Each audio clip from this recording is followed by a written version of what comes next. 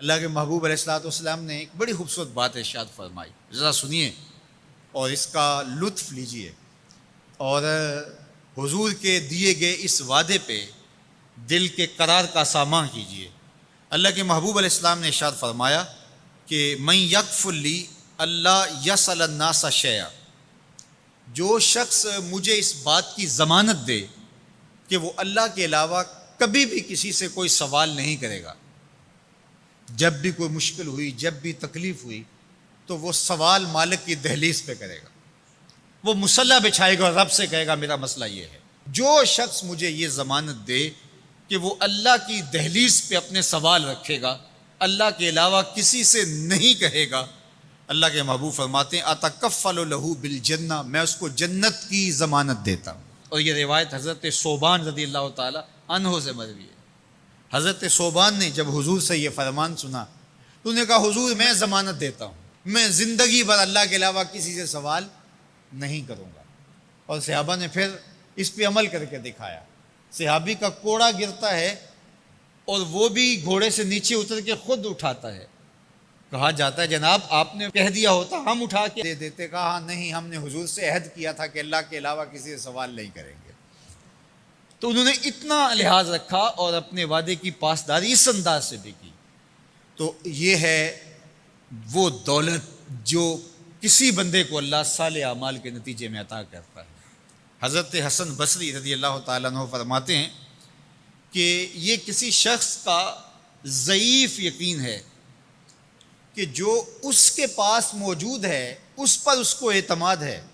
اور اس کا جو حصہ اللہ کے پاس موجود ہے اس پر اس کو اعتماد نہیں ہے۔ دیکھیے ایک شخص کے پاس کچھ پیسے موجود ہوں،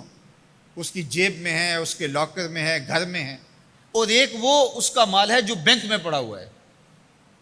تو جس طرح وہ اپنے ہاتھ میں موجود پیسوں پر مطمئن ہوتا ہے، بینک میں پڑے ہوئے پیسوں پر بھی ایسے ہی مطمئن ہوتا ہے، کہتا ہے وہ بھی میرے ہی ہیں۔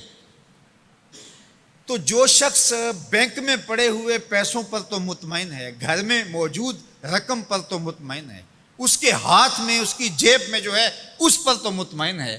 اور اس کی قسمت کا جو ابھی اللہ کے پاس ہے اس نے ابھی اس کو دیا نہیں، اس پہ مطمئن نہیں ہے، تو حضرت حسن بصری فرماتے ہیں اس سے بڑھ کر ذوف یقین اور کیا ہوگا کہ جو اس کے پاس ہے، جس کو چرایا جا سکتا ہے، جس کو چور کھینچ سکتا ہے، جو گر سکتا ہے، جو چھینا جا سکتا ہے، اس پہ تو یقین کر رہا ہے کہ یہ میرا ہے، اور جو اس کا حصہ اللہ کے ہاں ہے اس پہ یقین نہیں کر رہا۔ تو کہا کہ اس سے بڑھ کر پھر اور ذوف کیا ہو سکتا ہے۔ اس لیے اپنی زندگی میں قناعت کا نور رکھنے والے ہی مطمئن زندگی گزارتے ہیں۔ ابن جوزی نے کہا تھا کہ جس شخص کی زندگی میں قناعت آ گئی اس کی زندگی مطمئن ہو گئی، اور جس شخص کی زندگی میں طمع آ گیا اس کی زندگی گھٹن کا شکار ہوگی، اذیت کا شکار ہوگی۔ حضرت سہل بن سعد الساعدی رضی اللہ تعالی عنہ سے یہ روایت مروی ہے کہ ایک شخص حضور کی خدمت میں آیا اور اس نے حضور سے ایک عجیب سوال کیا۔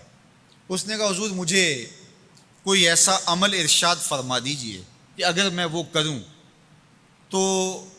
مجھ سے اللہ بھی پیار کرے اور اللہ کی مخلوق بھی مجھ سے پیار کرے۔ ایک عمل ایسا بتا دیجئے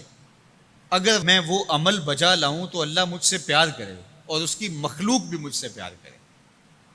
اللہ کے محبوب نے اس کو جو جواب دیا اس کا مفہوم سن لیجئے۔ آقا کریم نے فرمایا جو دنیا میں موجود ہے، میسر ہے، اس سے بے رغبت ہو جا، تیری ضرورتیں تو پوری ہوں گی، اس میں تو کوئی شک نہیں، لیکن تیری رغبت ادھر نہ رہے، زہد فی الدنیا اختیار کر لے، تو تجھ سے اللہ پیار کرے گا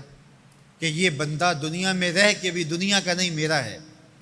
اور جو لوگوں کے پاس ہے ان سے بے نیاز ہو جا تو لوگ تجھ سے پیار کریں گے، اور اگر تو لوگوں کی جیبوں پہ نظر رکھے گا اور لوگوں کی دولت میں، ان کے مال میں تجھے رغبت ہوگی تو فرمایا کہ پھر لوگ تجھ سے دور ہٹ جائیں گے۔ تو اللہ قناعت کا نور عطا فرماتا ہے شخص کو جو اچھے اور صالح اعمال